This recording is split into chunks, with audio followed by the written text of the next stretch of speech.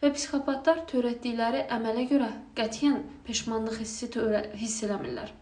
Onları həbsə atın, sonra çıxarın, məsələn cəzalarını çəksinlər, çıxsınlar yenə çölə. Bir cinayət yenə törədəcəklər, dəfələrlə törədəcəklər. Çünki bunlar algılamırlar, yanlış bir şey elədiklərini başa düşmürlər. Beyin zədəlidir. Ya anadan gəlmə, ya da sonradan. Beynin məhz bu, mən deyək ki, ürək ağrıma duyğusu, insaf duyğuları, empatiya göstərmək, yazıq gəlmək bunlarda yoxdur. Amma psixopatlar çox ağıllı ola bilirlər. Ən azından antisosiallardan fərqli olaraq elədikləri işi planlı edirlər. Məsələn, antisosial bir insanın cinayət əməli törətməsi tamamilə onun belə impulsiv, idarə oluna bilməyən duyğularından qaynaqlanır. Yəni özünü idarə edə bilmir. Amma psixopat elə deyil. Psixopat öz işini incə-incə toxuyur.